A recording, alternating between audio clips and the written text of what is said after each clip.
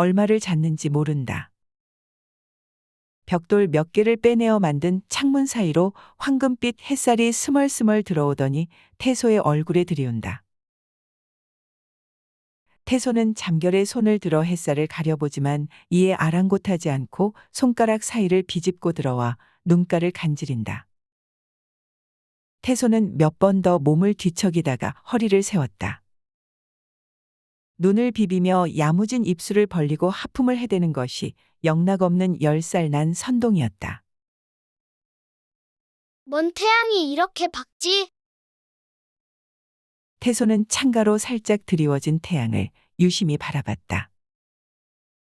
누가 만들었는지 정교한 기술이 집약됐을 것이다. 저 빛이란 것도 정보가 일으킨 환영일진데 어떤 원리로 빛이 나고 그것을 통해 사물을 보게 되는지 의아하다. 눈이란 것은 그저 빛을 감지하는 통로일 뿐이고 보는 것은 결국 마음이 아니던가. 마음은 빛에 묻어 들어오는 정보를 해석해서 임의대로 영상을 떠올리는데 이것은 실제 모습과는 여러모로 차이가 있다. 태소는 빛을 보며 마음의 눈에 대한 화두를 떠올려 봤다. 마음. 참으로 알 수 없는 요상한 놈이다. 이놈을 알면 세상 모든 것을 다 안다고까지 하니. 저 높디 높은 곳에 산다는 천신들도 마음 하나 깨쳐서 이룬 경지라 하지 않던가. 나도 언젠가는 마음을 볼 수 있는 날이 있을까. 태소는 막연하나마 그런 날이 있을 것이라는 희망을 품어본다. 태소는 기지개를 쭉 켜고는 집 밖으로 나왔다. 한낮의 햇살이 황금 휘장을 만들어 온 세상을 뒤덮고 있었다. 스치는 바람의 잎새들이 각을 세울 때마다 빗방울이 아롱지며 부서지는 것이 영롱하기만 하다. 아버지, 태소는 아버지를 찾아 주변을 두리번거렸다.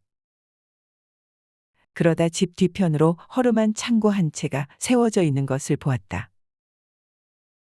아버지가 솜씨를 발휘한 모양인데 무엇에 쓸 곳인지 잠옷 궁금했다. 태소가 집에 모서리를 타고 창고 쪽으로 발걸음을 옮기는데 언덕 위에서 휘적휘적 내려오는 부친의 모습이 보였다. 그의 손엔 널찍한 무엇이 들려 있었다. 푹 잤느냐? 네. 그런데 아버지, 이 창고는 뭐예요? 자, 이걸 보려무나. 아버지의 손에 들려 있는 것은 커다란 널빤지다. 얼핏 보면 나무를 잘라 대패로 밀어 만든 것 같지만 자세히 보면 영락없는 돌판이었다. 그런데 그 표면에 무슨 꼬부랑 글씨 같은 게 굵게 패여 있었다. 아버지, 설마 여기서도 대장간을 차리실 생각이세요? 물론이지. 두고 봐라. 이곳 성계에서 최고의 대장장이가 될 터이니. 아무튼 아버지는 못 말리세요. 이승에서 그렇게 힘들게 일하셨는데 이곳에서 또 하시려 하다니요? 여긴 먹고 살 걱정도 없는데 그냥 마실이나 다니면서 친구들도 사귀고 재밌게 지내시면 될 것을요. 재미라고. 난 이게 재밌단다.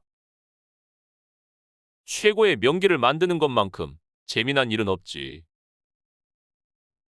취미로 하신다면요. 태소는 한 발 물러섰다. 아버지의 고집이 황소 못지않다는 것을 잘 알고 있는 터였다. 인간들처럼 생계로 하는 것이 아니니 당연히 취미가 되겠지. 허허. 근데 아버지, 맨 먼저 무얼 만드실 거예요? 재료하고 연장도 있어야 되잖아요. 지난번에 대장간에서 일하는 것을 보니까 그다지 도구 같은 것도 필요 없더라.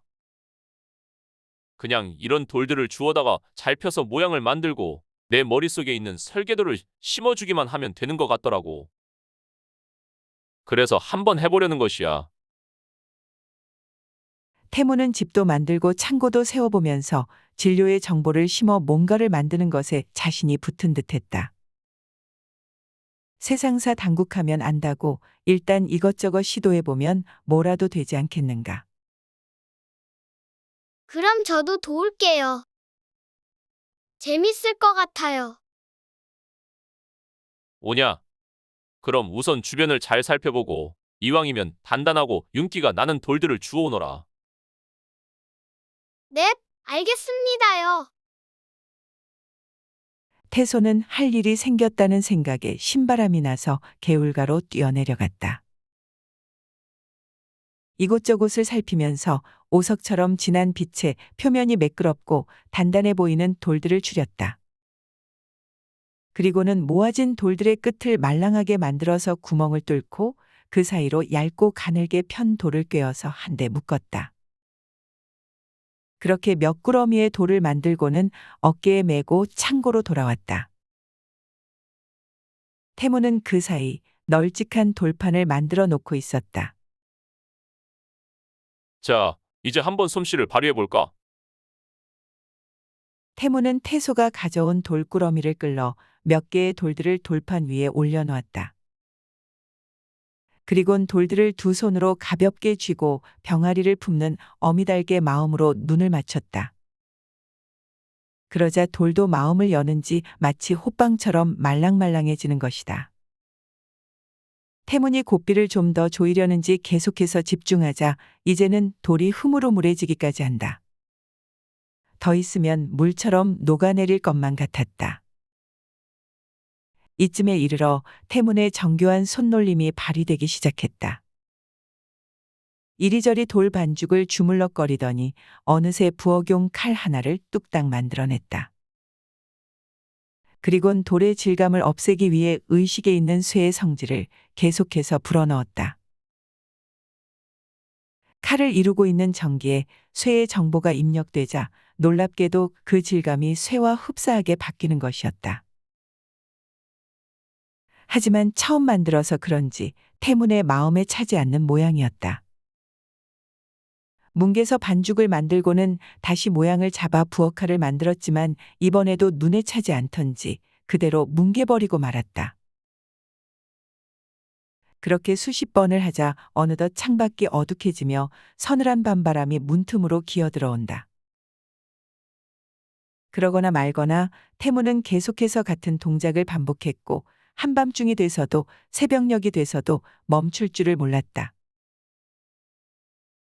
옆에서 지켜보던 태소는 지겨워져서 하품만 연신해대다가 도저히 견딜 수가 없었는지 집에 들어와 누웠다.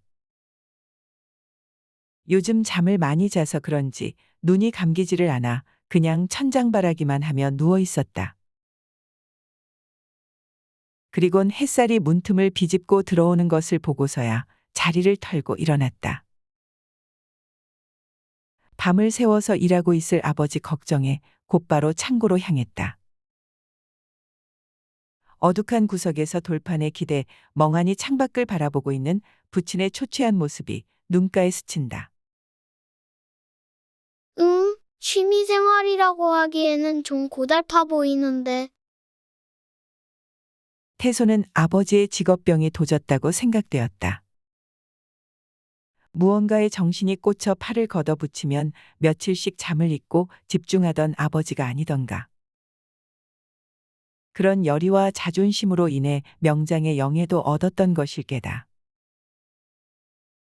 태소가 창고로 들어가 보니 돌판 옆으로 10여 개의 칼이 대롱대롱 매달려 있었다. 아버지가 밤새 만든 완성품인 듯했다. 아버지, 드디어 만드셨나 보네요. 겨우 새벽녘이 돼서야 기술을 터득했단다. 이제 이런 정도 만드는 것은 일도 아니지. 허허. 제가 한번 볼게요. 태소는 부엌칼을 들고 여기저기를 자세히 훑어보았다. 모든 처리가 깔끔하고 정교해 보인다. 칼날도 서슬이 퍼런 것이 날카로워 보이고 손잡이도 칼날과 잘 연결되어 매끈하게 처리되어 있다. 태소가 보기에도 모든 면에서 합격이었다. 아버지, 너무 멋져요.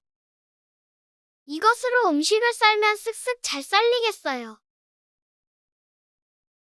그런데 이곳에서도 이런 부엌 칼을 쓸까요? 글쎄, 시장통의 대장간에서 아주머니 신선들이 부엌칼을 사간 것을 보면 요긴하게 쓰이지 않겠니? 사실 음식을 먹지 않는다고 굶어 죽는 법이 없지만 그렇다고 음식을 안 먹으면 먹는 재미도 없고 속도 허전할 것이 아니냐. 하긴 그러네요. 저희도 이곳 저승에 온 뒤로 먹은 기억이 없잖아요. 뭔가 허전한 게 괜히 배고픈 기분도 들고네요.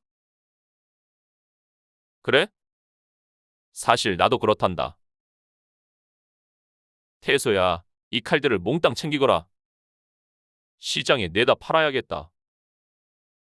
거기서 먹을 것도 한번 찾아보자꾸나. 넵, 태소는 시장에 간다는 생각에 신바람이 났던지 돌을 녹여 만든 줄에 부엌칼들을 전부 꿰어 매달고는 등에 짊어졌다. 누가 보면 아들에게 짐을 한아름지게 한다고 핀잔을 들을 수도 있겠지만 사실 태소는 웬만해선 무게를 못 느끼지 않던가.